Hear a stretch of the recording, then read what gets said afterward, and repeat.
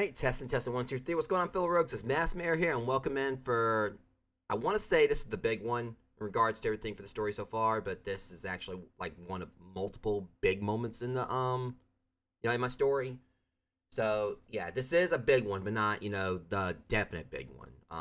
Whatever the case. Welcome in for, Chapter 6 of Nightmare Country Showdown. Yeah, I'm really excited for, like, what I'm going to be, sharing with you guys today for this one.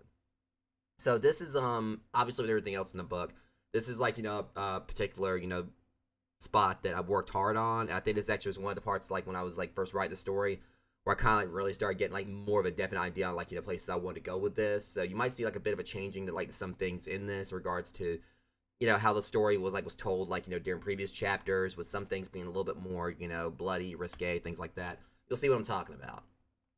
But anyways, before we actually start with this, we're going to do a quick recap, like as always, for previous events leading up to this. So in the previous chapter, things started off, of course, following the cliffhanger from chapter 4, with Kine and Lupe successfully saving Dusk when she was falling from the sky. And after doctoring the particular wound on Dusk's arm, she woke up, and this led to a chase, where Kine was following her throughout the city on his motorcycle, trying to calm her down to keep her from hurting anyone else, and also, of course, hurting herself. So after finally calming her down, him, Lupe, and her got in Lupe's truck and started to proceed the rest of the way, to finally, reach Ravenrock University. Something that, was, continuously held up, due to antics, with Lupe, at multiple bars they went to, as well as, Cayenne turning around and going back to Dragontown when they were almost at the school, stop a robbery, and also a a situation where a couple children were being held hostage. So elsewhere, back at the school, Fiona was having lunch with Ren, Crow, and Finch, and due to a particular, like some events, Cayenne's antics in Dragontown ended up, becoming a viral video, and, just about every student in the lunchroom, was watching this video, which, given that it was mention of an arrow and, trick shots with a bow, Fiona hadn't been saved by a bow and arrow, due to a mysterious, someone who intervened in Lupe and Dimitri trying to kill her a few nights prior. This obviously, gets Fiona's thoughts going, gets her curiosity piqued. And also with Ren, given it's already pretty much been, like, shown that he knows Cayenne and Lupe, it also gets his attention. So Ren splits off from Fiona, goes out and talks to Finch and Crow about the situation, letting them, showing them the video as well. And in the meantime, Fiona has looked up this video herself as she is, walking to her next class, and she overhears Ren, and his friends talking with, with Crow pretty much, talk about, I believe it was Crow, where Crow had said that Fiona was starting to figure everything out. Or one of them said it. So this, Fiona, having just heard this, realizes that they're definitely hiding something from her now. This puts her, in a very cautious state of mind, understandably so. But unfortunately, it's not just Fiona that heard what they were talking about. Scarlet also heard this, which led to Scarlet, advancing on Crow, lifting him up by his throat. And before Finch or Ren could, intervene to try to help him, try, pull Scarlet away from him, Fiona goes on the attack with, her spells to keep them at bay, which leads us up to where we are now, as we start Chapter 6 Showdown. And, which is where we're going to begin this here. All right, Chapter 6 Showdown. Damn it, Scarlet, you do not understand. Put him down, please. You are killing him, Ren said to her as Crow still struggled to breathe. His face was now turning blue. Scarlet's complexion, however, even for the absence of life in her body, seemed to redden on her pale cheeks. She turned her head, baring her fangs at Ren. Shut it! There's room in my other palm for your throat as well, she snapped. Ren knew all too well, even in the time he had been away from her. Even as a child, she was cold-hearted, both literally and metaphorically. He knew that look in her eyes currently, and that she would make do on her threats to Crow and to him. If he tried to stop her by force, she wouldn't hesitate to crush Crow's throat. Even Finch was in his mind telling him not to do it, having already read her mind, her intentions. That and Fiona still had a firm grip on him with her binding spell, which would keep him from helping Ren. What could they do? Suddenly a hand found its place on her arm, almost like answered hopes. Scarlet, dear, you can let him go. I'll explain everything, she heard a voice say. Headmaster? Fiona said as Mr. Kendrick's compassionate smile lit up the area around them. I find it amazing how you girls seem to keep getting pulled off from your classes. Is this all by accident, or are you somehow planning this? Mr. Kendrick joked. Sir, with no means to offend, could you please cut the bullshit and explain to me just why I shouldn't kill them? You practically just admitted that you know of something pertaining to what they're hiding. I hate deception. In case you haven't noticed, I've had the wool pulled over my eyes by not just you, but someone I thought was a friend. Again, why should I not kill any of them? Including Ren. Scarlet said coldly as she glared from Mr. Kendrick to Ren. Scarlet, please, let him go, Ren said again. No! Scarlet snapped back. And why would you not? For one so bitter at the concept of deceit, you seem quite content with the lack of explanation being given by all of us to quell said deception. Ren spoke. You could speak for him, Scarlet said as she glared once more at Crow. Or I could not, therefore I will not. Hear from him yourself or not at all. Ren replied. Scarlet scratched her tongue with her fang as she looked at the floor. An irritated growl exited her throat before thud. The sight and sound of Crow falling from the wall to the floor came quickly as Scarlet let him go, turning her back on everyone in disgust as she did. At the same time, she put a hand on the wall and started tapping her fingers on it. A trail of lines marked the wall soon after as she dug her fingernails at it and scratched downwards. His Crow's skin color changed back to normal and his lungs filled with the relief of air. He watched Scarlet look back at him over her shoulder with eyes that may as well have been daggers. White hot and razor sharp. Blades that stabbed deep into his own eyesight. His thoughts quickly reminded him of what he already knew as two words echoed throughout his mind that he would dare not repeat. I would highly suggest keeping the word crazy and bitch to yourself. It seems accurate to describe her, which makes it more fitting that she shouldn't hear you say such. Finch spoke in his mind. Crow then quickly found himself getting yanked up by his shirt collar and back to his feet by her. Don't confuse my sincerity just now for showing respect to anyone except Mr. Kendrick. I expect to hear you explain yourself as well. And quick. Scarlet told him. Mr. Kendrick then walked over to Fiona, who still had her eyes locked on Finch. If he is the warlock from Saturday, this should be simple for him to retaliate against. So why hasn't he? Fiona said to herself. Following her thoughts, she let out a gasp as Finch showed a small smile and winked at her. He was reading her thoughts and she knew it. She then watched as a hand placed itself to the cover of her book to shut it, breaking the binding spell. It's okay, is all Mr. Kendrick said as he gently put his hand to her arm, pushing down slightly to coax her into putting away the book. Fiona glanced at Finch again, who nodded his head slightly. Ren also nodded in the same notion. Sir, just what the hell is going on, and why keep it from us? Fiona said. I said I'll explain, but seeing as they have two friends who are absent, not to mention Duska's involved in this as well, it would be best for them to be here, Mr. Kendrick said. They already are, sir. They just pulled into the school grounds, Finch said suddenly. Good. The wait is almost over, Mr. Kendrick said.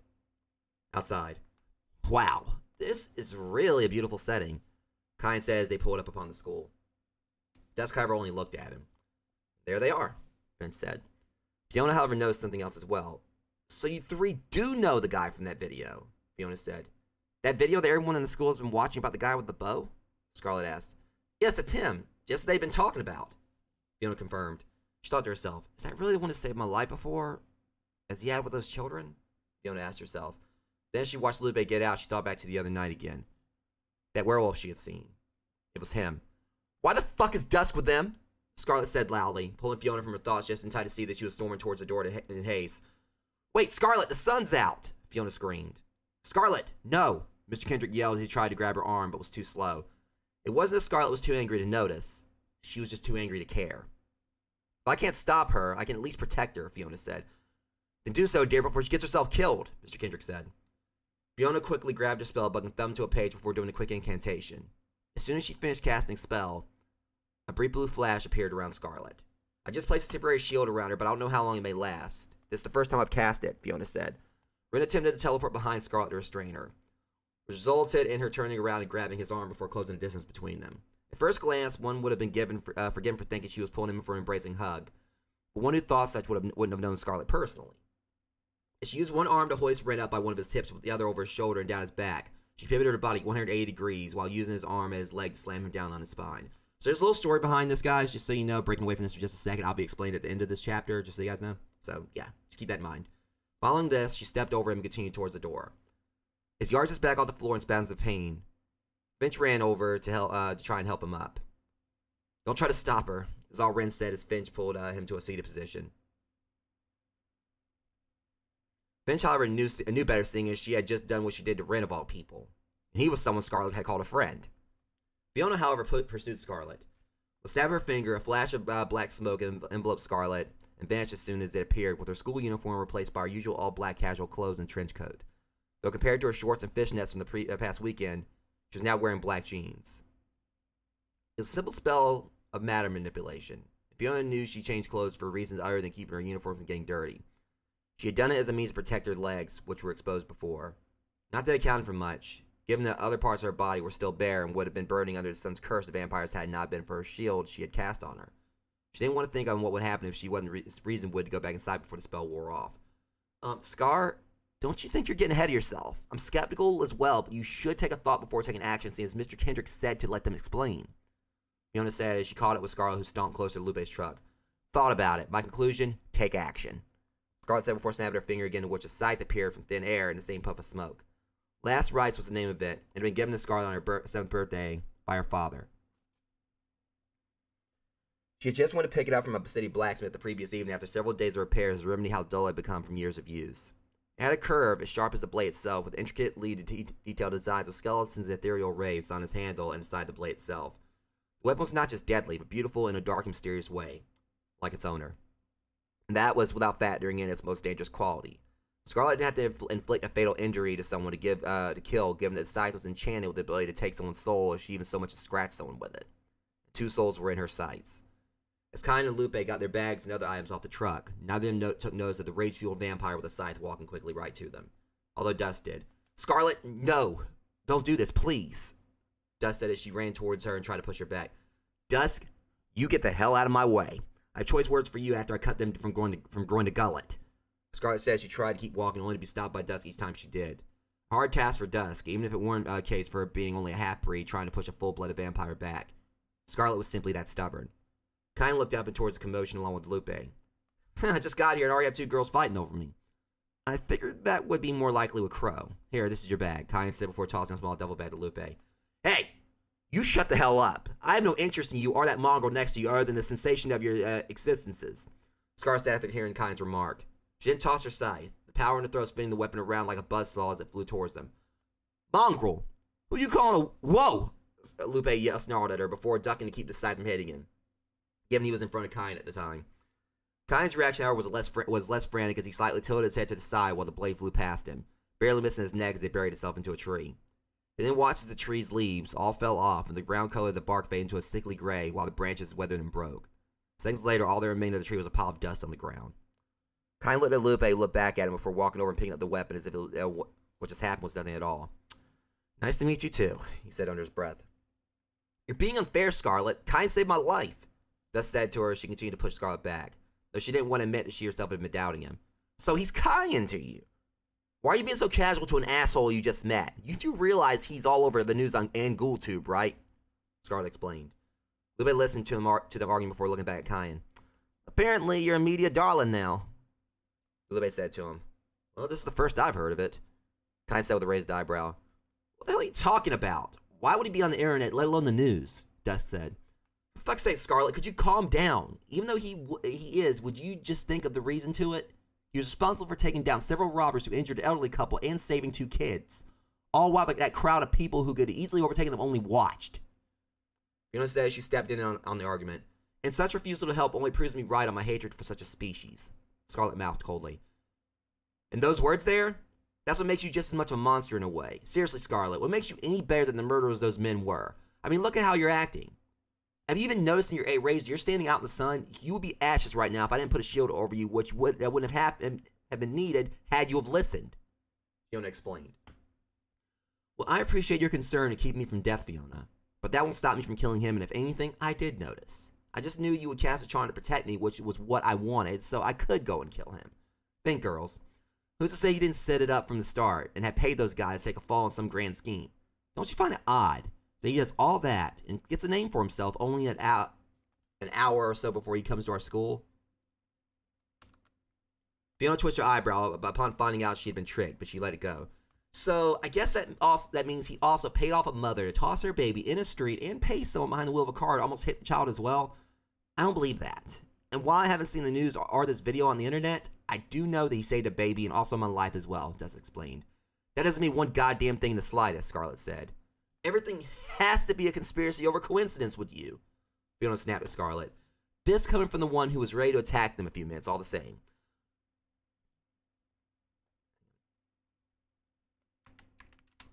Plus, you didn't stop me from choking one of them out now, did you?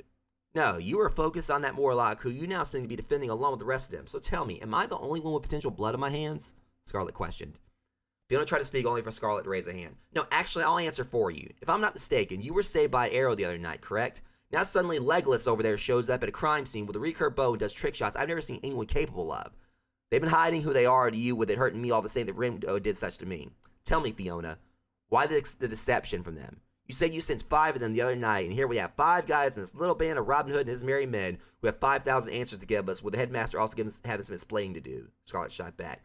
Yet you won't give them 5 seconds to explain, Fiona said. 5 seconds to explain doesn't make up for so many lies, Scarlet told her. Fiona looked down without words. The short time spent with them as she got to know them. The time at first meeting them to the time spent in the lunchroom. Was it really all just a lie? Dusk, however, just stared at Scarlet. What do you mean by the headmaster? She said. Mr. Kendrick said that he would explain everything since it seems he is the one who brought them here. But I see your friend there as someone who just needs to become perished. I don't know what his game is, but the fact that you just showed up with these two jackasses after leaving abruptly earlier, that has a cause explanation as well, Scarlet said. As I told you, he saved me from falling to my death, and they both offered to drive me back since they were coming here anyway.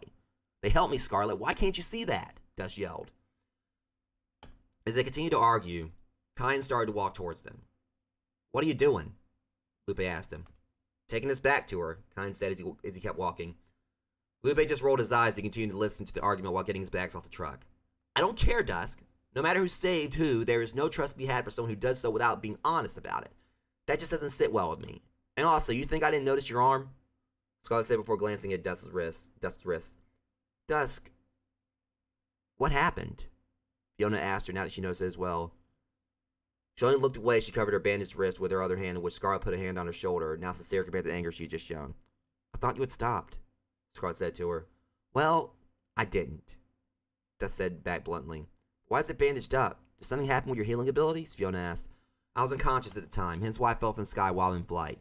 Kyan said he had caught me and had opened the wound back up, Dusk tried to say before only being interrupted. So he did hurt you, Scarlet said before pushing past Dusk and Fiona. You didn't let me finish explaining. Stop, Dusk said as she ran towards her, followed by Fiona. As Fiona got closer, she saw something familiar in Kyan's face, but couldn't place her finger on it. It was the same familiarity that Dusk had experienced with him. Only it made Fiona stop dead in her tracks because, unlike Dusk, she knew exactly what it was about his eyes that startled her. As Kyan got close to Scarlet, he held her scythe out to her. Here you go, he said with a smile. Scarlet, however, wasn't so kind. She quickly snatched the bladed weapon and swung at his head. Dusk and Fiona both looked away. A second later, Hey! Let go! Scarlet screamed. Looking again, Fiona and Dusk both saw that Kyan had grabbed the handle of the scythe with one of his hands while Scarlet tried with all her might to pull it loose. As this occurred, he just looked down, his mouth twitched to the side comically as he looked at his fingernails. Kyan then nonchalantly let it go, causing her to stagger backwards from the pull.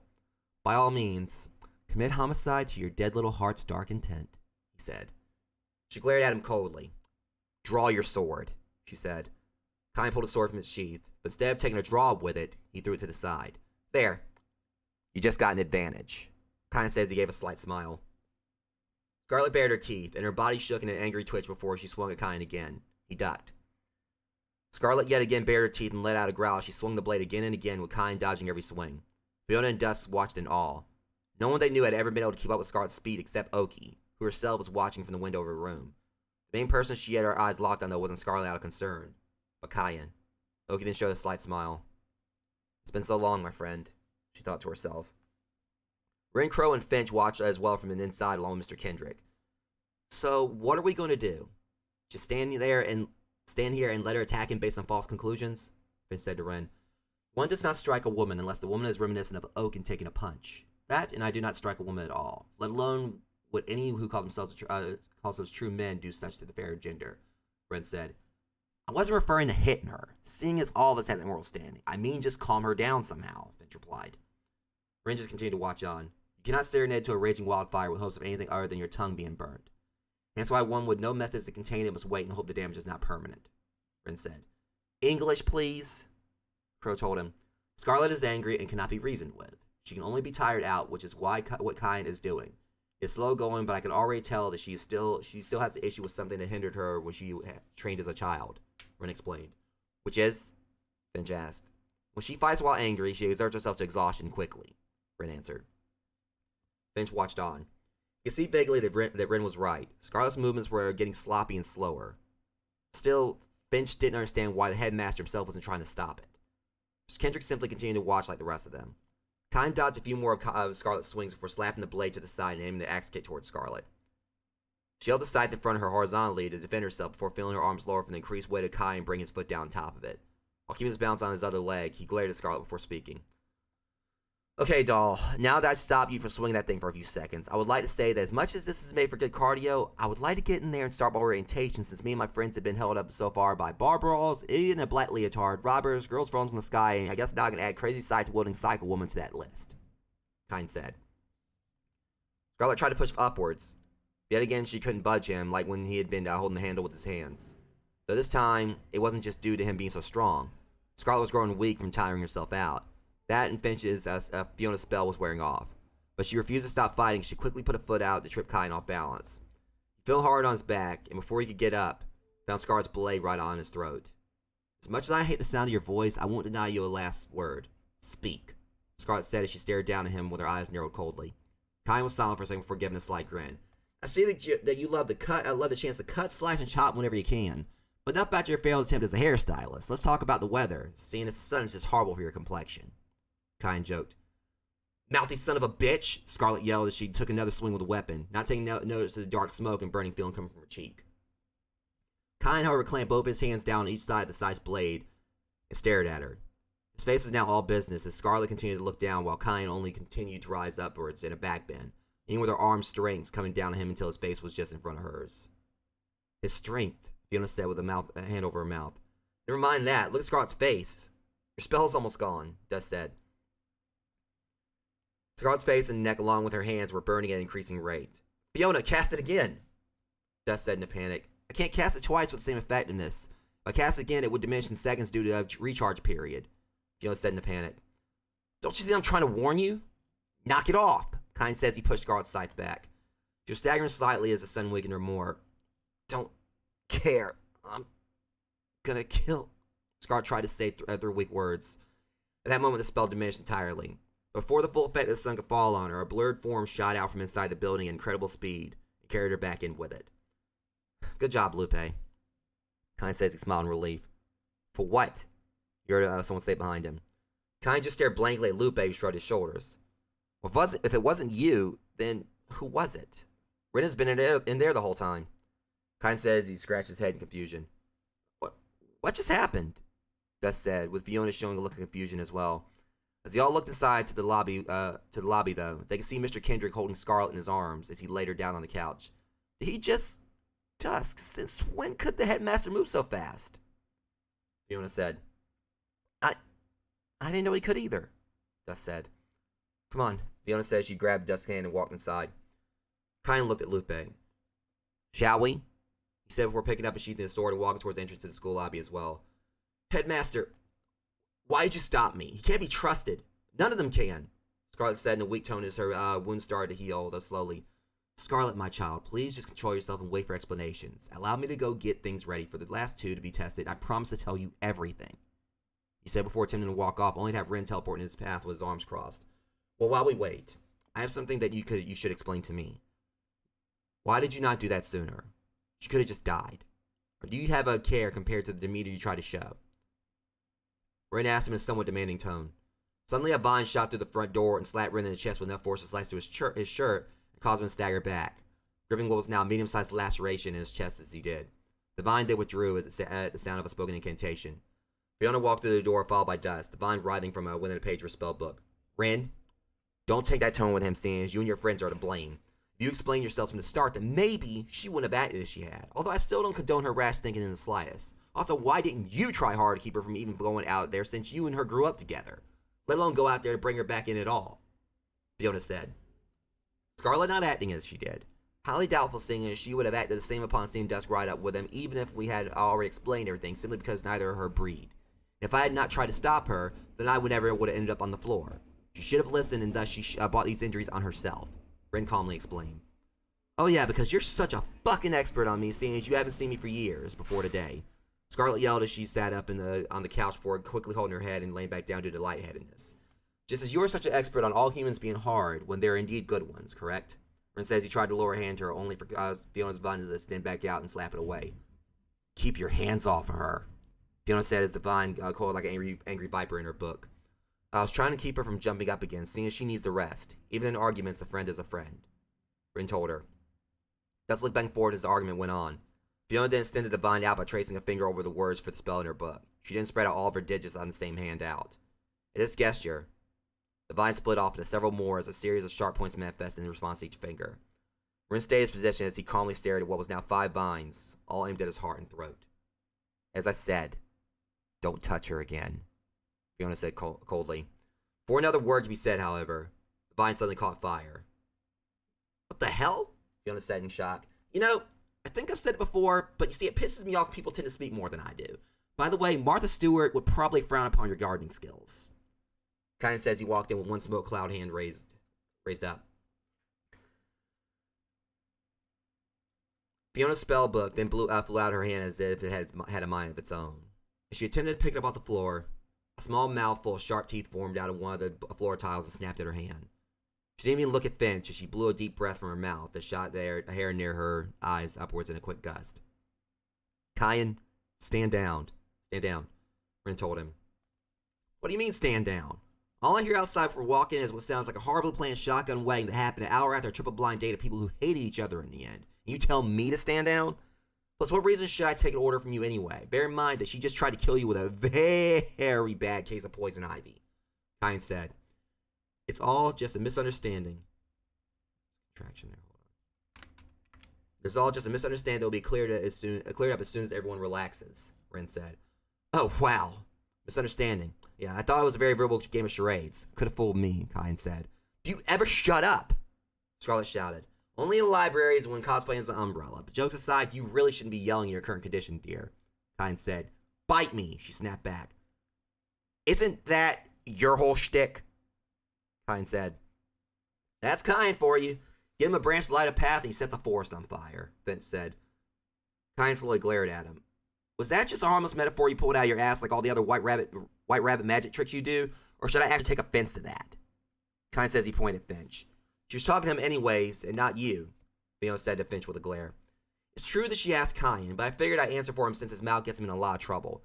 If the Sphinx had asked Kyan to solve its riddle, it wouldn't have killed itself due to him solving it, but because Kyan would have talked it to death. Finch said, I can speak for myself just fine, thank you. Which, by the way, if I got the riddle wrong, I would have just kicked the Sphinx's ass and moved on past it anyway. That aside, just where's this coming from? What point are you trying to make, Finch? Kyan retorted. The one you already made when you got yourself noticed earlier, Ren said. Those kids would have died if I didn't get there when I did. Kyan shouted. Crow stood next to Dusk. All the arguing I deal with over my family and their feud with the other family were destined to fight, and now I have to deal with it here? Crow said. Your friend Kyan saved my life, but even so, it's hard for me to trust any of them or you.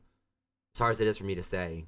You all have hid something from us, so can you blame us for our distrust? Dusk said to him. No, I can't. But I hope that won't be an issue soon, especially seeing as my friends are fighting among themselves too. Crow said back to her. The argument, however, continued with Lupe jumping in. As much as I love a good fight now and then, this argument is completely out of line, Lupe said. Like the lines you trip and fall off of in an alcohol test. Just how many bars did you go to today, Lupe? Finch taunted. Lupe growled. I'm gonna ignore that crack, Finch, given my drinking habits aren't the issue here. Scarlet? Kyan saved your friend's life, and also your ungrateful ass when he saw you were about to get burned to a crisp. And Ren, you and Finch would have done the same thing if someone was in danger. You especially if it had been, Lupe tried to say only for Ren to cut him off. Lupe, you leave her name out of this, Ren said. And what if I don't, what if I don't? Really, Ren, tell me what the hell you're gonna do. Lupe snarled. His answer came with Ren teleporting. He threatens you and leaves, Kyan said. Wow, that sounds so much like someone who shot an arrow and knocked a vampire's fang out a few nights ago and it disappeared, Fiona said. Yeah, well, whoever it was, I'm sure he didn't see the girl it saved complaining, Kyan replied. Fiona only narrowed her eyes at him. A few seconds later, Ren reappeared with 2 katana tied to his back. He then flicked his thumb on one of the handguards to slightly release the sword from its sheath. Those katanas still don't tell me you're a ninja, Fiona said. Fiona, I do not care. And Lupe, I shall only say this once more. Have care on how you speak and who it may be about. Ren said with a calmness that seemed even more chilling than normal. Well, congrats, Ren, because you just reached the point where I'd like you to try and make me.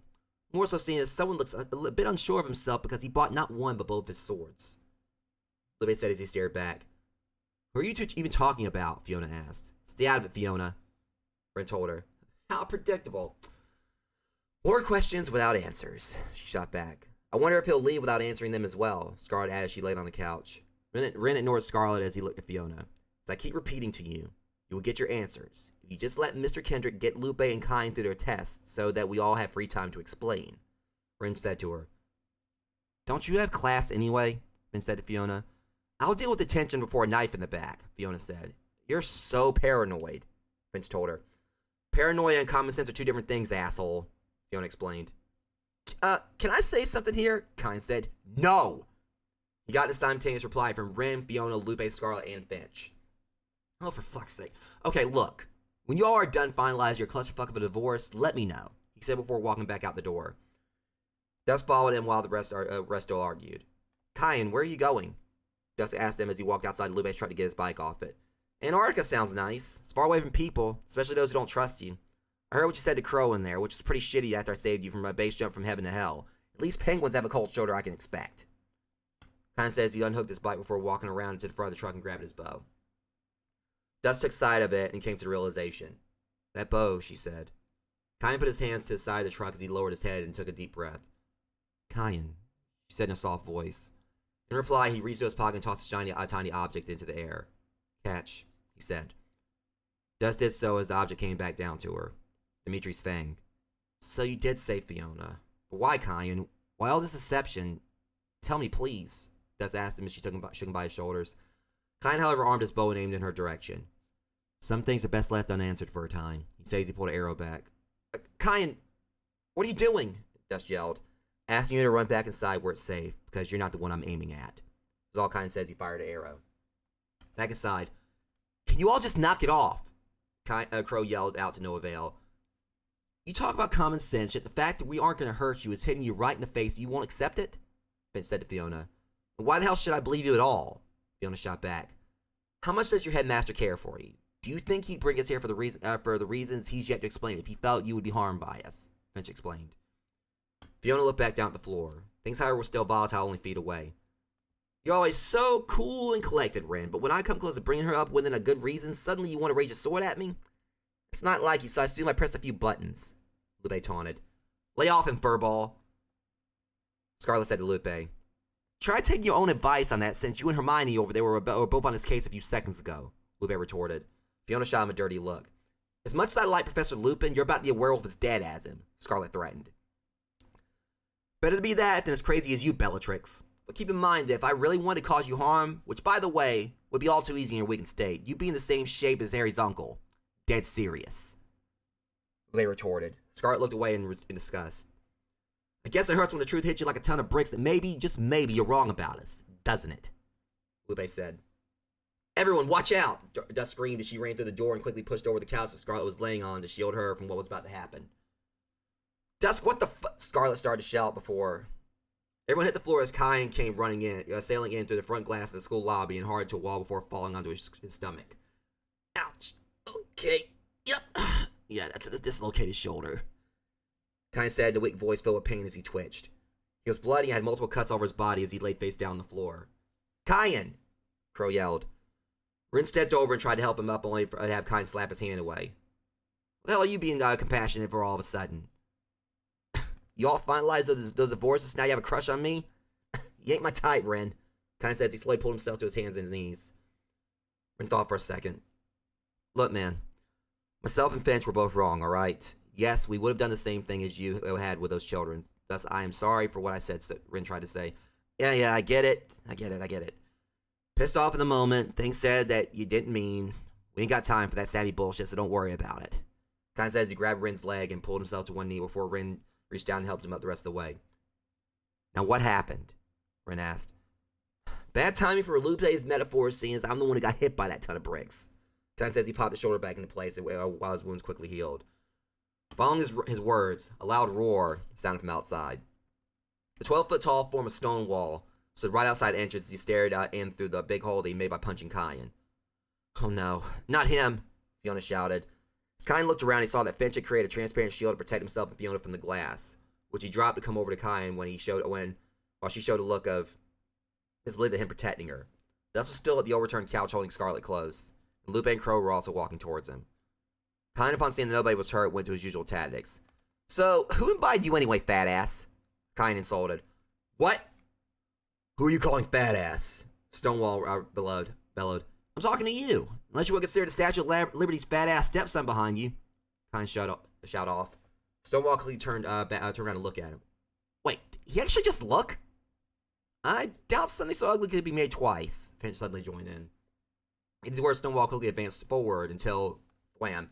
As soon as Stonewall tried to breach the entrance of the school, now much bigger due to his previous attack, he found himself stopped dead in his tracks by an invisible barrier which not only halted his movement but repelled him as he staggered backwards with a resounding earth-shattering thud onto his back.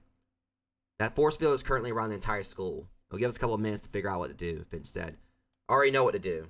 This fight was supposed to happen, so I'm going to go fight. Besides, I think he got a tad pissed over what I just did to his friend, so given he just gave me treatment like a fly, I see it as mutuality that I show him how hard I am to swat away. Kyan said. Outside, Dimitri was mouthing gasps of pain while holding his eye. Yet another mask to protect him from the sun. On the ground at his feet was a bloody arrow that had pierced his eyeball only seconds ago. That arrow. That's gotta be the same guy Nero described to us before that used a bow in that Dragontown shootout. That's the same red truck that ran me down. Bane snarled. Meaning that cretin that Stonewall just hit is the one who shot my fang out the other night. Dimitri said in a fury as his eyes finished healing and he armed his sword. At that, he ran ahead, followed by Bane and Nero.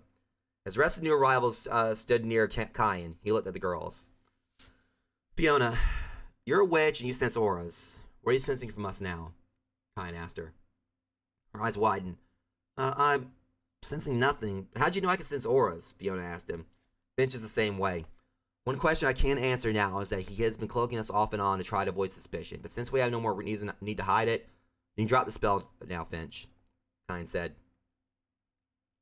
Finch snapped a finger, and upon doing so, Fiona was overwhelmed by strong energy waves from all five of them that seemed to come in the form of a wind, with enough force to make her cover her face as her hair blew back. It hurt her head, but for some reason she felt hope and happiness as well as beckoning warmth. It was an exact contrast to what she sensed from Lord Serac, though their auras came in mixed degrees. Crow was the weakest of the five, which Finch, unsurprising to her, had a level of strength stronger than her, cementing the fact she already knew before, which was that he was a more powerful magical being than her. But given her how immeasurable their auras were in strength for her to read, she couldn't determine who had the strongest aura of Kyan, Ren, and Lupe. But she knew the three of them had to easily rank as an S-class each. The idea of such raw power scared her, but her fears were at least no longer for the prior reasons. Mr. Kendrick has the answers. We have the answers. Whatever it is that you want to know will be explained. But even if you can't trust any of us, can you at least pretend to for a moment while we go handle this? Kyan said. Fiona shook her head, shook a little in fear, but nodded her head. Dusk also nodded hers. Scarlet, however, was Scarlet. I don't trust you, she said. She glared directly at Kyan. Fair enough, Scarlet. Anyways, I guess it's time, guys, Kyan said. No, I can't, Crow said before slowly stepping backwards and running off. Crow! Lupe yelled as he attempted to go after him, only for Ren to put a hand out and shake his head no. Let him go, Ren said. But he can do this. He knew this was coming, and all of us have talked with him on it, Ren. Lupe said. In his own time, Lupe, and now is simply not it, Ren told him bluntly. Lupe rolled his eyes, then saw that Kyan had started walking to the entrance with his hands in his pockets. Crowd of students started to start forming in the hall, having come out of their classes from all the noise they'd been sounding. Fiona crawled over to the overturned couch where her friends were at and held close to them as Dusk quickly found place in her arms.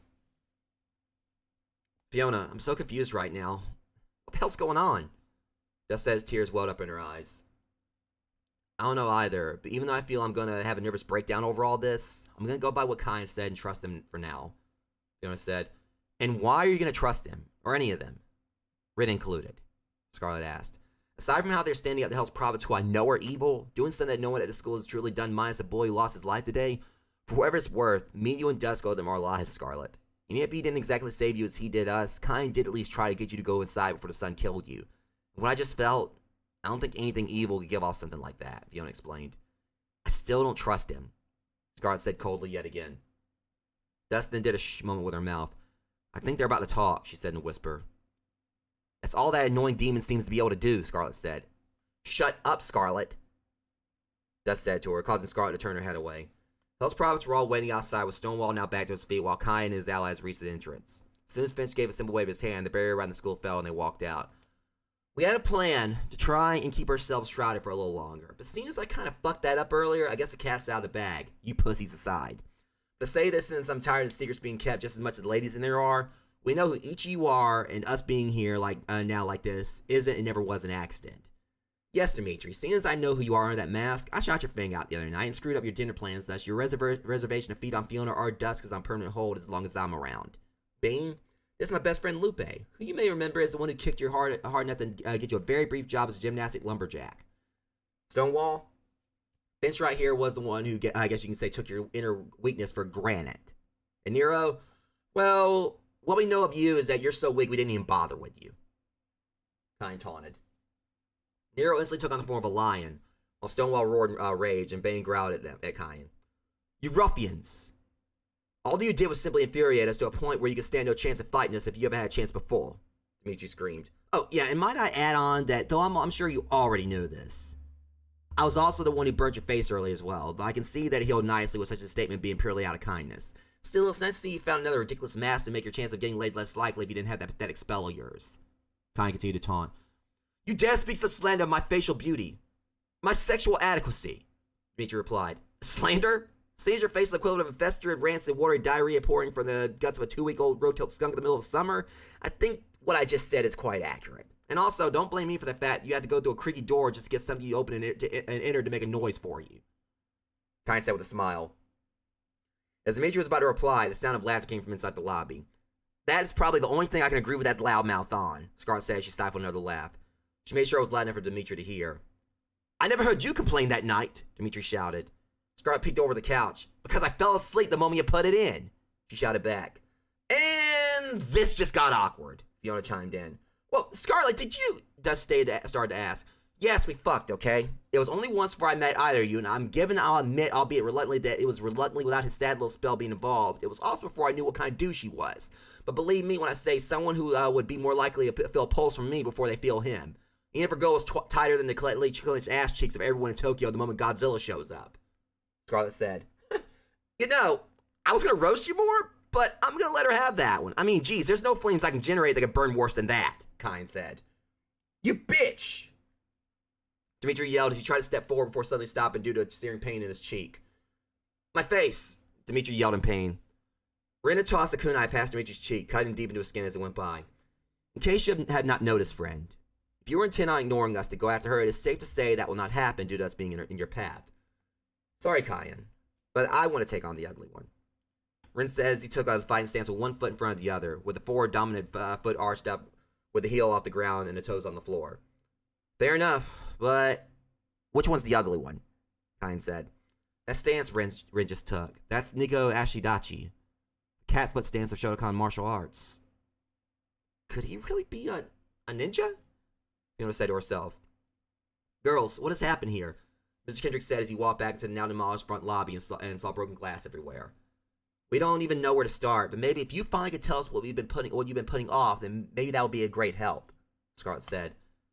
Mr. Kendrick took a deep breath. You see, girls, he started to explain. Then, oh, it is on. Lupe shouted, followed by the sound of punches, pain-fueled grunts, and angry shouts. And as another crash sounded, Dimitri landed face first in the lobby after being sent through a window himself. Ren had just delivered a jumping sidekick to him and teleported inside. While the rest had started fighting outside, he had reasons for taking the fight indoors. Sorry if I interrupted something, Ren said as he looked at Mr. Kendrick and the girls. God damn it, Ren! Scarlet shouted. I doubt you will be able to explain in the midst of all this chaos anyway. Just stay put and let us handle this, Ren said. Fine. But I'm getting tired of delays on what we should have been told from the start, Scarlet said. Ren turned his attention back to Dimitri. Though your death is deserved as much as inevitable, I would rather fight you in here while I would not run the risk of the sun killing you. Dishonor is not the way of my existence, and be it if the fight is started with me or I just started the fight, I want it to be finished between us. Ren told Dimitri as he watched him get off the floor. You dare challenge a god, Dimitri said to Ren as he cranked up his sword. Even with the loud sound of his foe's sword revving up, Ren heard an audible snort from dusk. Gods do not bleed, is all Ren said before drawing one of his swords and holding it with both hands at level with his head. They both stood there with weapons point for a few seconds as Dimitri tried to make Ren flinch with several faint thrusts with his sword, but to no avail. Well, why would you step through? Hang on. Why would you step through your drawn blade? Dimitri taunted, though it had fear to the words. Dimitri entreated that caused his own intimidation through failing to intimidate him. Ren instead put the sword back in its sheath and crossed his arms before closing his eyes. He was listening to the battle going on outside. Tell me something, Dimitri. What reason do I need for a sword against you? You wield that disgrace to the name and honor of the blade as if it's just a killing tool compared to an extension, let alone an embodiment and reminder of years of training. You can attach a motor and encirclement of blades to make it more violent to your macabre interest all you want. But in the end, all it is, and never it shall ever be, is just a pathetic toy wielded by an idiot who probably lacks any concept of previously stated extension in his pants. Ren said. Dimitri finally took a legitimate swing at Ren, but no sooner in doing so was when he heard a screeching noise in the teeth of his blade with the outpour of sparks. When the sword connected with Ren's shoulder, there was an invisible grinding of flesh with a chunky spray of blood and chipped muscle. If anything, no damage was done at all, as Dimitri noticed a complete stop of the saw teeth from a kunai that was embedded in the mechanism, jamming the sword. Ren brushed the sword off his shoulder as he glared at him. In the battlefield, the war, the vicinity of a place where thousands fight and die for whatever they battle in honor of, the split second between life and death is actually less than a second. A fort may fall if one takes too long of a time to check each support, and a fellow man at sea that has fallen overboard may drown or be eaten by sharks if one hesitates to jump in and save him. Theoretically, I just slipped into your lack of defenses and killed you, or at least I could have with nothing to my advantage but the split second between life and death, all because that pathetic excuse for a blade in your hands has a weakness that is quickly exploited.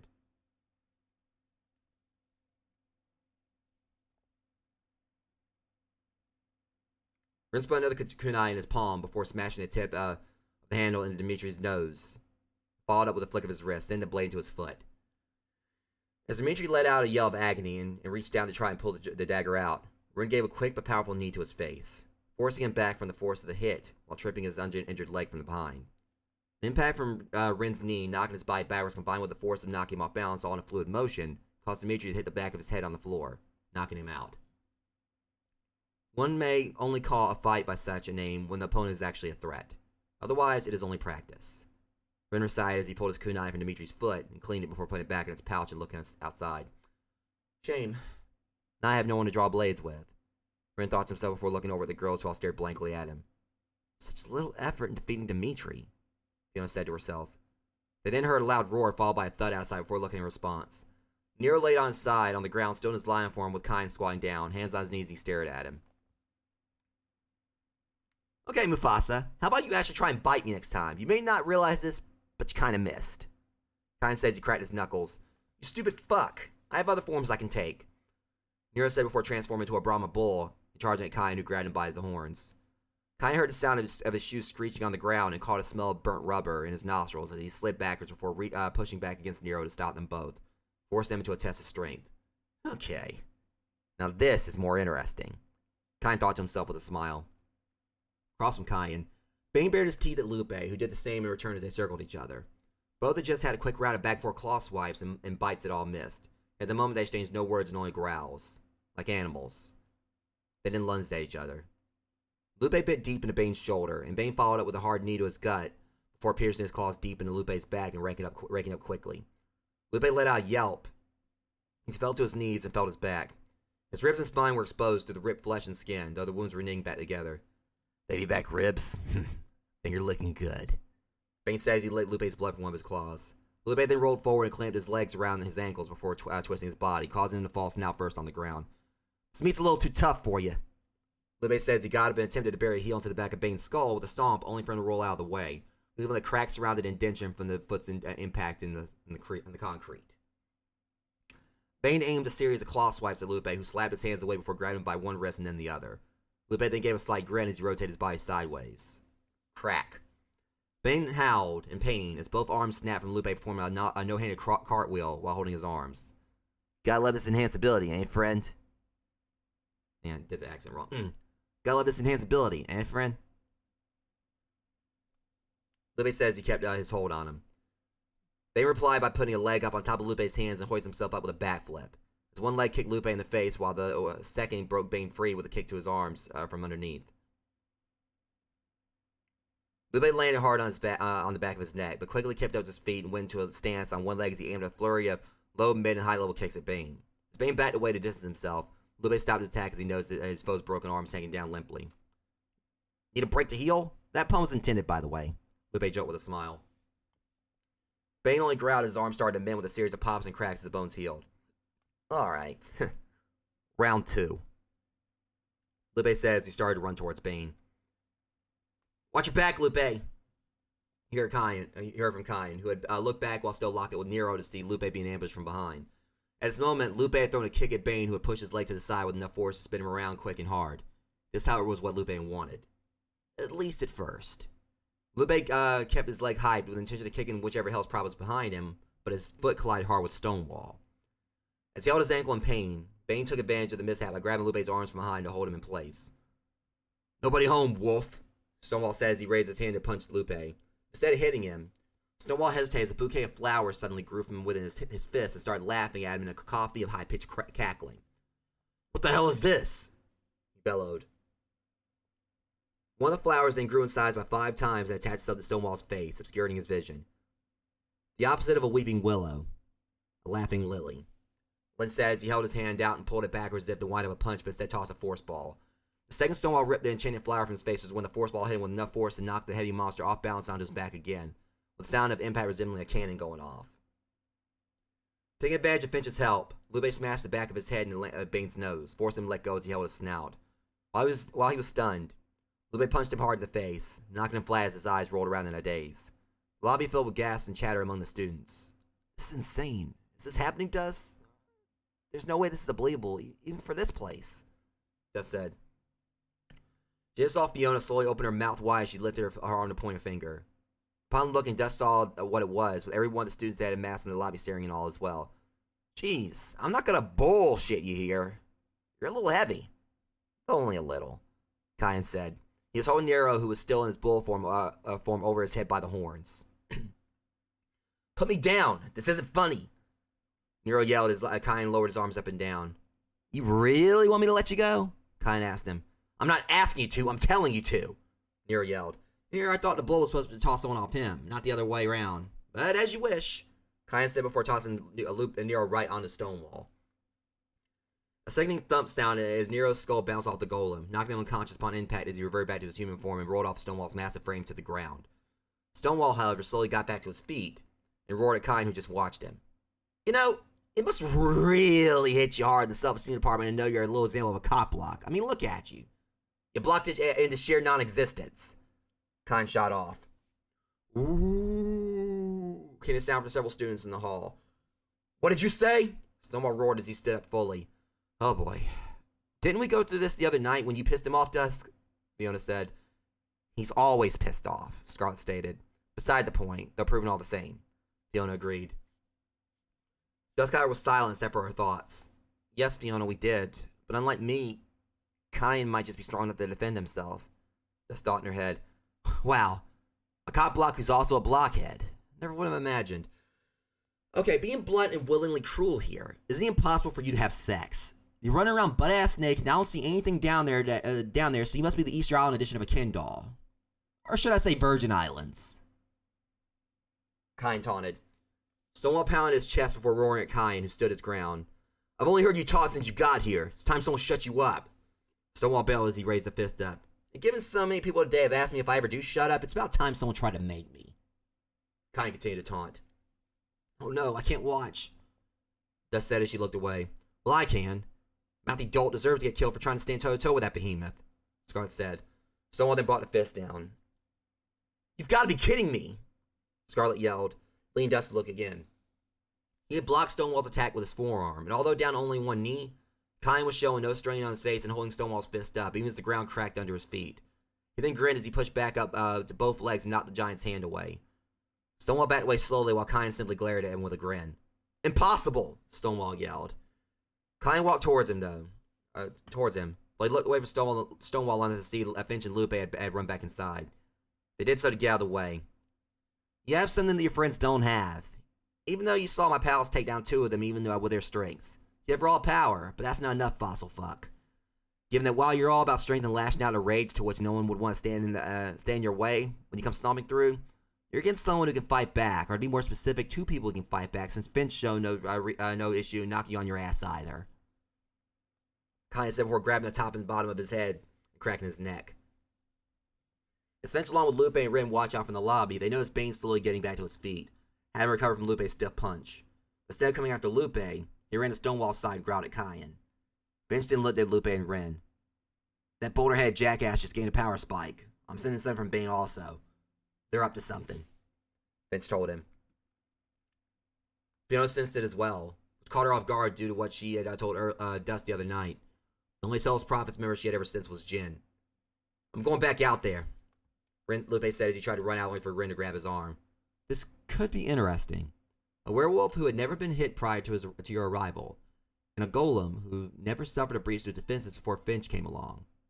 And they are against something they don't understand, Ren told him. At this moment, Dimitri opened his eyes and quickly rose back to his feet before running towards Ren and Lupe, who both had their backs turned. Lupe had heard Dimitri get up. Finch had sensed it. The girls, however, hadn't inspected it. Look out, Scarlet yelled. Dimitri's behind you, Fiona shouted. We know. Lupe says he spun around and gave a small leap.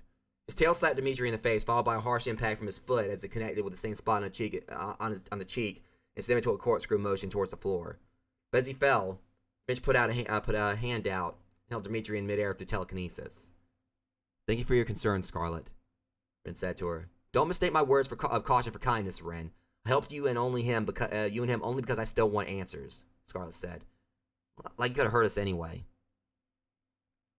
Ren said back. Finch lowered Dimitri back to his feet as he held his face. He then found Lupe and Ren both right in front of him. Hi, honey. How are ya? Lupe said. He then hiked his leg up as Dimitri cowered back timidly. A sudden bout of laughter from Lupe in the absence of any attack quickly told him he had been fooled. You bastard! Dimitri tried to yell before being cut off mid-sentence as Ren and Lupe kicked him in the chest at the same time with authority, sending him back outside, right towards Kyan. As Kyan and Bane stared each other down, Kyan heard the sound of Dimitri screaming as he sailed towards him before catching him by the neck. Bane advanced more to try and help Dimitri, only for Kyan to pull his mask off and expose him to the sun again, filling the air with agonized screams as his skin burned. Dust saw this as a direct contrast to the kindness Kyan showed when she met him, but she didn't care. Dimitri deserved it. All of them deserved it. Kyan kept his eyes on Bane as he spoke.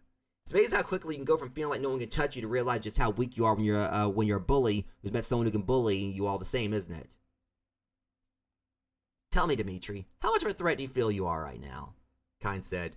Dimitri could only scream in pain. You enjoy getting tans? Well, you must love this, huh? I guess it comes natural for a womanizer and douche who thinks this universe shines out of his ass. Kyan taunted. He then noticed that Dimitri had fallen unconscious again, and that his face was horribly burned to where most of his features were unrecognizable.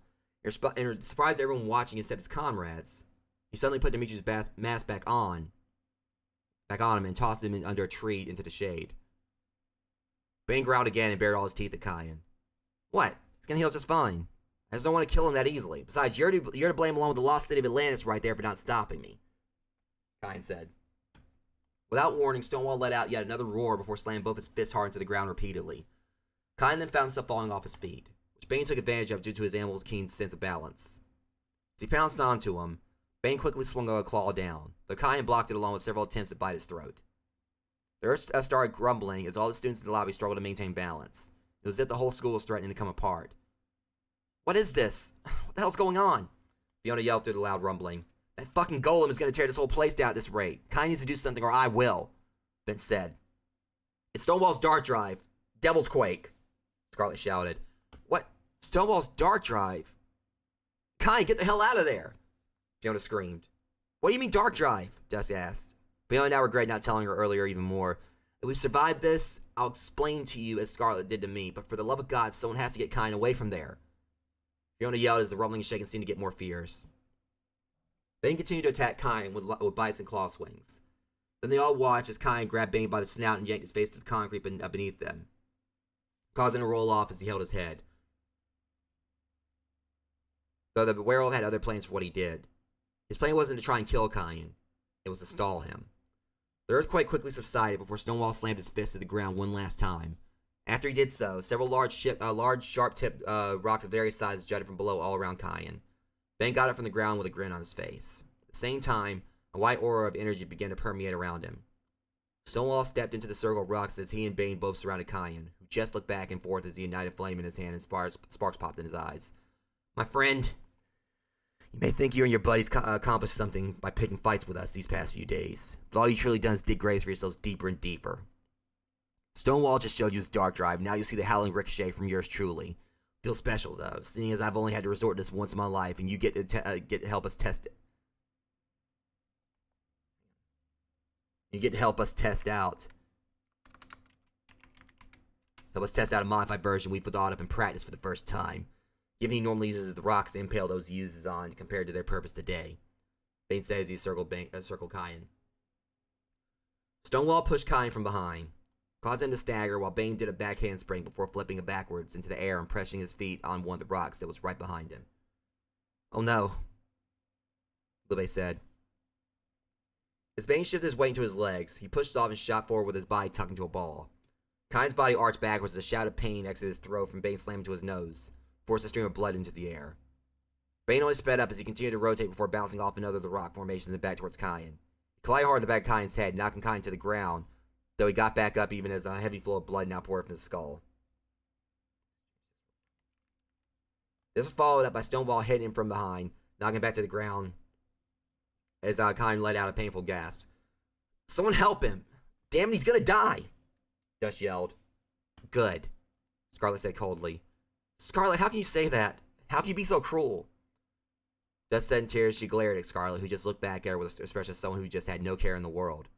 I can say it because I choose to, was all Scarlet said. Fiona noticed that all Kyan's friends were only watching. The Lupe's facial expression and stance were more showing of worry and anger. How can y'all claim to be his friends when you just watch as he gets beaten to death? She screamed. He has it under control, Ren said calmly. Fiona looked outside to see Kyan getting battered by Bane again and again as he quickly bounced off the rocks with the white aura trailing him. How do you figure in any idea in your mind that he is in any control? She snapped. Lupe looked at Ren. She's right, Ren. I've barely been able to sit back and watch him endure this, and I only have restrained myself because I thought you could step in. I'm done waiting, Lupe said. He then ran outside before Ren could stop him this time. Lupe, stay back! Kyan shouted before getting knocked to the ground again as he watched Lupe get closer. Lupe stopped running. Are you crazy? You're getting demolished in there, he shouted. Only because I'm letting it happen. Kyan says he got beside step to dodge Bane's next passing. As I said, he is in control, Ren said. Oh shit! Bane yelled. Bane, stop! Stonewall yelled. Bane collided hard with Stonewall, forcing the golem off balance yet again. Only this time Stonewall rolled backwards as if a giant bowling ball. The only thing stopping him being a curb across the parking lot that bounced him on top of a car where he sprawled out face first and coughed loudly from the wind getting knocked out of him. As Bane fell to the ground and twitched fiercely, Lupe ran towards Kyan and shoved him. Can you stop being so goddamn reckless? You worried the hell out of me, he said as he pointed a finger at Kyan only for him to slap it away. You really want to talk about reckless? You alcoholic flea bag, let alone in the middle of a battle? Kyan snapped back. Volatile living jalapeno? Lupe retorted. Garbage eating mongrel? Kyan shot back as his eyes sparked. Mongrel! I'm no mongrel. You machine gun mouth son of a bitch. Is that any way to talk to someone who is only concerned about your safety? Lupe insulted even still.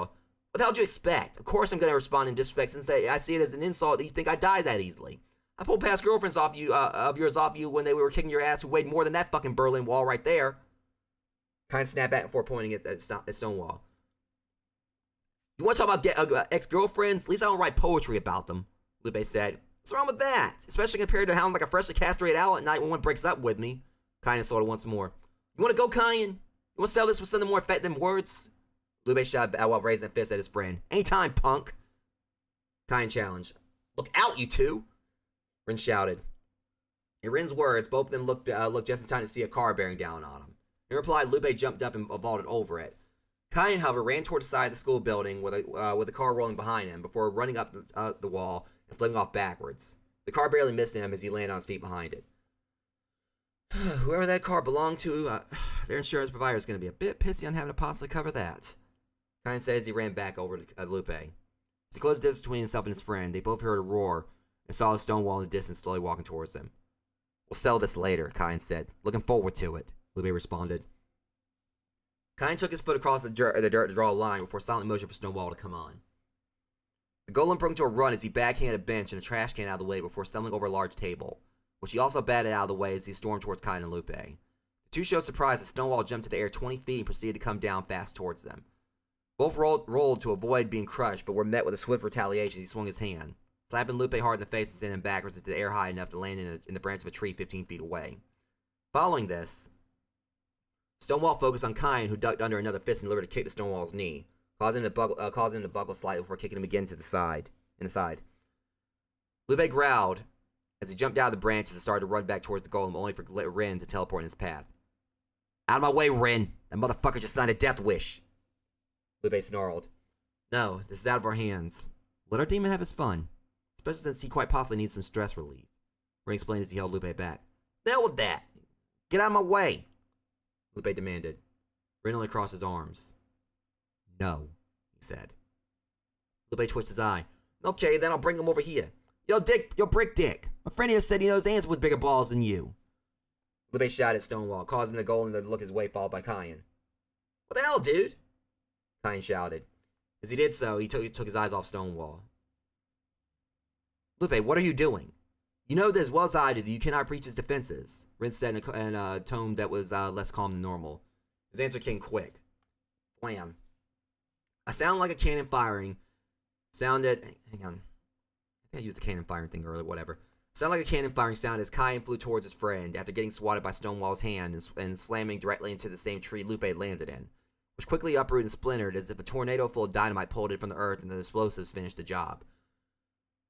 With the obscured vision from showing their faces against the main piece of broken wood that flew at them, Lupe and Ren watched as Kyan bounced and spun down the street behind them until he was out of sight as he entered one of the several wooded areas that was part of the school grounds. But they could still see the path of his trajectory, as several trees fell within seconds after. "Oh no, Kyan! So your hero isn't always cracked out to be, is he?" Scarlet said cruelly. "Damn you, Scarlet! It's enough! It's not fair that you have to be so judgmental to someone," Fiona lashed out. "Again, you did the same earlier," Scarlet said. "But that was before I realized that maybe these guys are what we need here. Do as you please and think as you please, but I'm gonna go check on him." Fiona said she started to get up only to have an invisible force bring her back to a seating position. She didn't notice Finch standing in front of her with a hand extended. "Kyan's fine, believe me. Now if you'll excuse me, looks like I'm up," Finch told her as he lowered his hand. "How can you hope to stand against him, though, Finch? Let him be so calm," Dusk asked. Mysterious Warlock turned his back and walked towards the entrance. "Because I've heard him before, which no one has ever done before. I've proven he isn't invincible, and I'm not the only one here who can. Now stand back," Finch said without looking back as he continued to walk. "Understand this. All you 5 little punks have done to us is by luck. We're elite, and a unit of pure excellence. Now which of you are next? Though there's not much selection given that one of you ran away before the fight even started, and another you just showed that he is more talk than action, so I'm probably a dead carcass left for the bears in the forest." Stonewall mouthed off with nothing but bragging arrogance, with his finger pointing at Lupe and Ren, who just stared back at him. Thus affecting them in opposite ways. Ren was calm, with his eyes focused on the behemoth in an emotionless yet tranquil glare that had a share of intensity. Lupe, however, growled and paced back and forth as he gripped his head on occasion, showing how much it was getting to him. "Ren, shut him up or I swear," Lupe snarled under his breath. "Well, you are the one who wanted his attention," Ren reminded him. "Answer me. Which of you is next?" Stonewall shouted. When it comes to beings of the spellcasting way of existence, one doesn't go by the words of something being impossible, but instead if they make fate answer to them, and thus instead of fate pulling the strings, they pull those of fate. It is that which can make a mountain a mass capable to lift, the invincible only men, and battle is winnable. Came a voice behind Stonewall. The golem quickly turned around, his arms raised to swat who was behind him, but before he could react, thwoom. A crack formed in the side of Stonewall's head while blood spewed from his jaws as Finch connected an exceptionally powerful and fast force ball with the golem from below, which came from Finch doing the motion of giving someone a hard uppercut. Stonewall fell once again to the ground. Only this occurrence came after a backflip, which ended with him landing flat on his face. A fair-sized degree of commotion sounded off in the lobby from word-heavy lips, given that while this was the second time Finch had hurt the golem that everyone once knew was as unstoppable, this is the first time that some of the students knew was possible, having not known the previous time at the party due to not attending. Many who had seen him get hurt on Saturday night were watching as well, though still no less a shock seeing Stonewall truly be injured once again. More so when they knew now who did it the first time. Stonewall pulled himself to his hands and knees as more blood exited his mouth, while Finch quietly stepped towards him and squatted down. "I hit you in the jaw compared to your vital organs like I did the other night, even if I didn't hit you as hard as I could have then. Now get up and fight.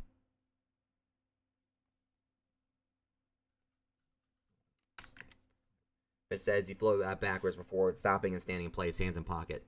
Stonewall clambered to his feet. You tiny prick! You dare try to challenge me? Stonewall roared. Taking cue from my friend Kyan, I'd rather be a tiny prick than not one at all. Also, there's a difference between trying to challenge someone and succeeding. And I did the latter. Now stop stalling, asshole. I haven't got all day since we still haven't done orientation. Finch mouthed off before waving both hands in front of him. As he cracked his fingers with his palms, he pawed at the air gently, giving off slight curving waves as he stroked his hands through the water with delicacy of an artist with his paintbrush. Stonewall leaped up and slammed his fist down and attempted to crush Finch. Pulling his fists up, he expected to see a vibrant shade of crimson stains and a piece of crushed flesh on his fist. Instead, he saw no sign of Finch, as if he had vanished. As he looked in disbelief, the ground suddenly gave away its firm consistency to a gooey mass of all too similar to tar as Stonewall started to sink. What is this? Fight fair! Stonewall yelled as the liquefied concrete reached to his chest in mimicry of his prior form of wet cement. And he was unable to find enough leverage to pull himself out. If anything, the more he struggled to pull himself back into solid ground, the more the ground around him liquefied in a wider radius. What is fair to a gang of hooligans such as you and your boys? Where your lives live off of the lies you tell and the people you kill. Nothing is fair in your ways when it comes to the one being slaughtered or stolen from. Yet a single thing for it all to change, you can't handle being victimized. In truth, I am fighting fair. It's just not fair to you because you don't deserve the justice of a fair chance. Finch's voice suddenly spoke. Stonewall looked above him to see his foe slowly floating down in front of him. Upside down with his arms crossed, his face met that of the monster. You coward! As soon as I get free, I'm going to break you in two.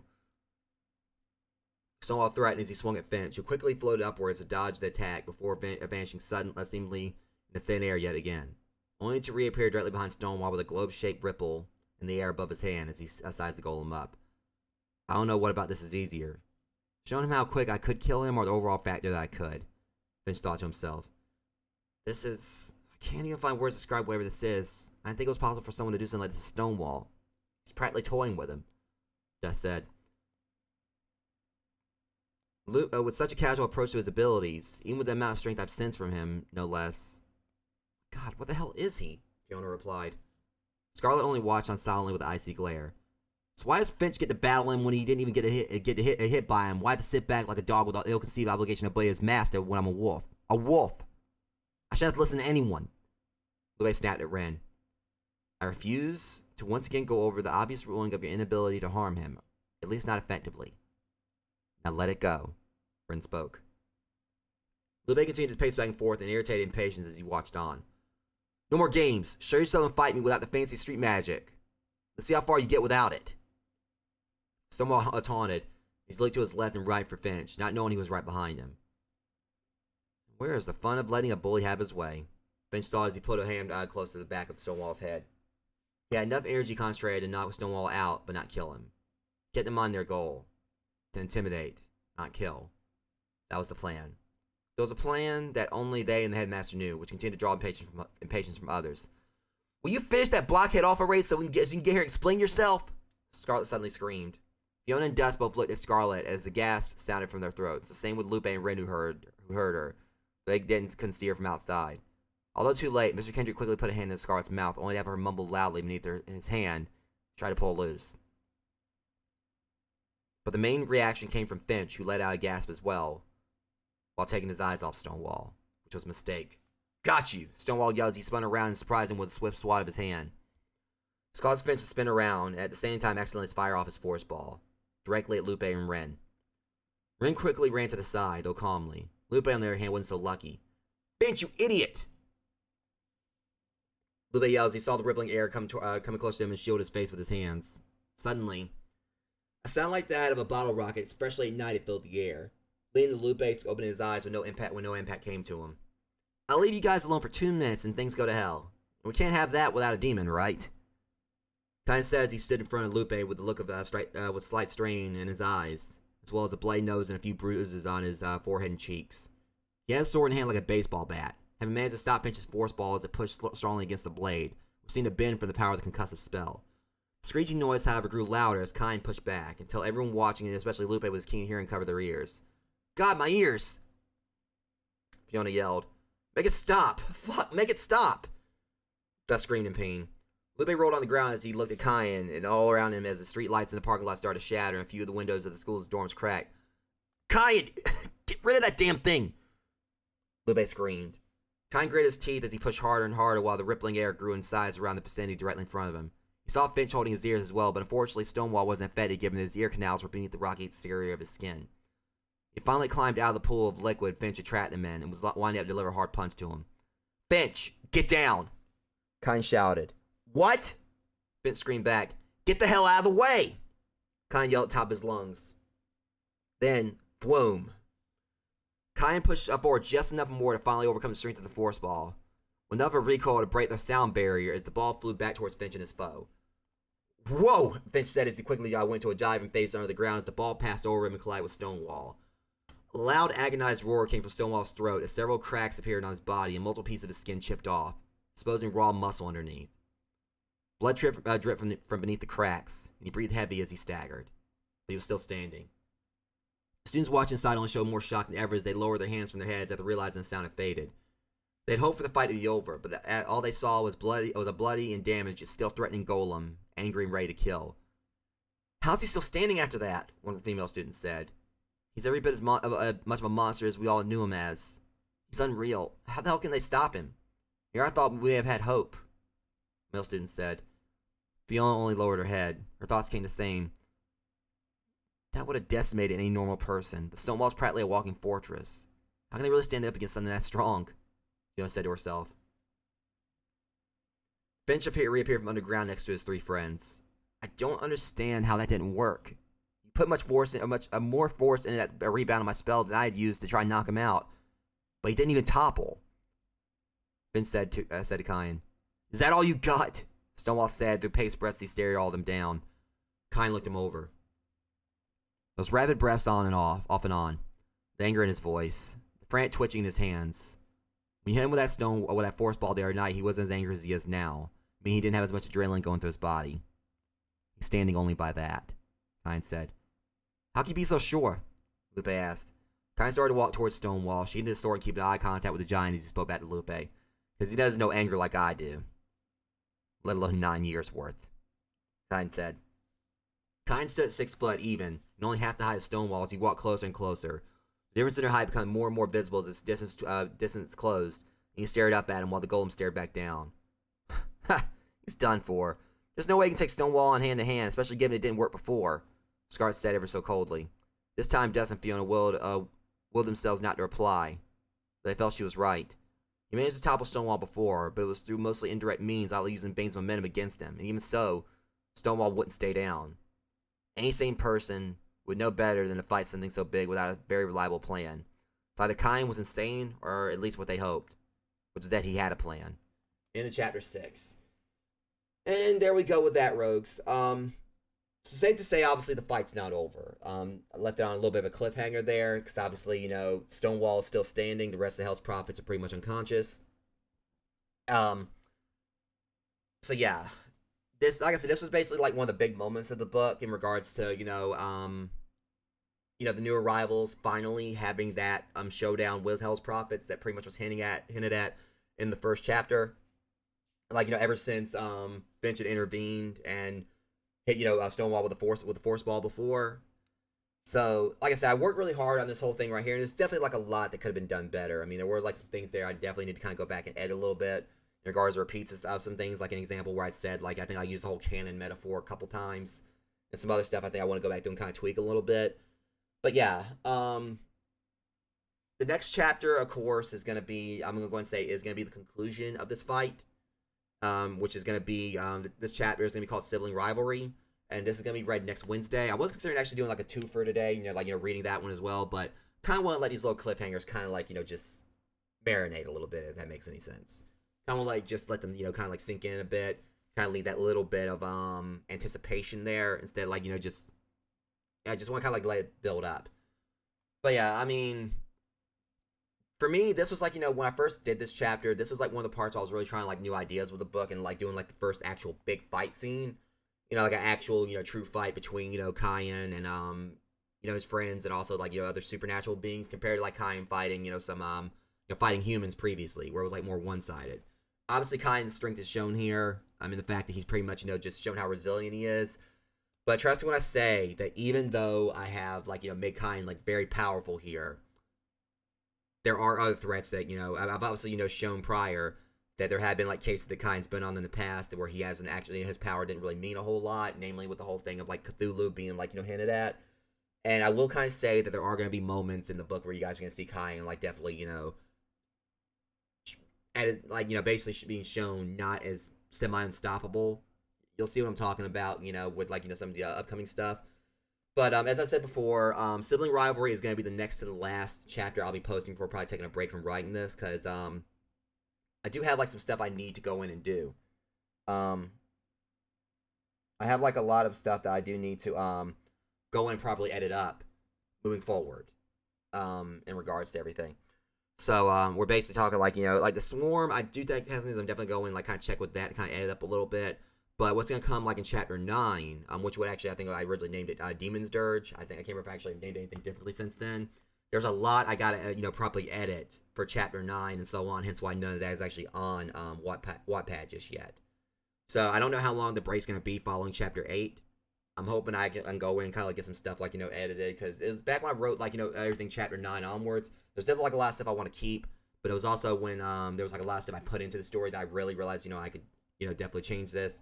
Before my writing kind of evolved a little bit, even though, like, maybe my punctuation, at times my grammar isn't exactly the best. And, like, obviously with my story reading, as you guys have continued to see, as I've explained prior, my reading of the stories isn't exactly the best either. There's, like, times I've stuttered, got caught on words and everything. Still, I want to at least try to make this as presentable as possible to you guys. So Chapter 10 is gonna, Chapter 9 is gonna be coming at some point, as well as, like, the other chapters following that that I want to definitely get put on here. Because there were, like, some chapters I'm kind of, like, going to be doing probably a complete revamp of, like, much later on. But as it stands, I believe there's probably about maybe, I want to say that with the next chapter for Demon's Dirge or whatever, following that, there's probably going to be about, like, maybe another 4 or 5 chapters that I actually, definitely want to get posted on here. Which, all things considered, with those chapters, if I really wanted to, I could go ahead and actually, kind of, like, just say that the book will be finished. Because I did have, like, some stuff I wrote afterwards. One way I could kind of go is, like, basically the chapters in question that I definitely, I don't really want to, like, change the route of, to maybe, like, change the things around to make them, like, more streamlined or whatever. Technically, I could actually probably finish the book with those chapters. But I did have some other stuff I actually wanted to do in regards, like, what else is going to be happening in this book. That, things I don't want to actually, do in a part 2, but actually want to, like, conclude in part 1. Because if there actually ever was a part 2, let's be real, it's been taking me, like, all these years to finish this one. Whatever the case, yeah, that was Chapter 6, Showdown. Next chapter, for Chapter 7, Sibling Rivalry, that will, more than likely definitely be next Wednesday, with the Swarm to follow the Wednesday afterwards. But with all that said, I don't know if there's going to be any plans for, like, another stream later today, Rogues. If there's anything, like, multiplayer, obviously I'll probably, like, let you guys know on Instagram and so on. But whatever the case, hope you guys enjoyed this. As this was a very big moment in this book in regards to, like, this fight finally happening. And as I kind of, like, hinted at on, Instagram and everything, one thing I kind of was definitely kind of happy that I added in was that little, bit of, it was actually something I added in just yesterday, was the whole bit of dialogue between, Scarlet and Dimitri.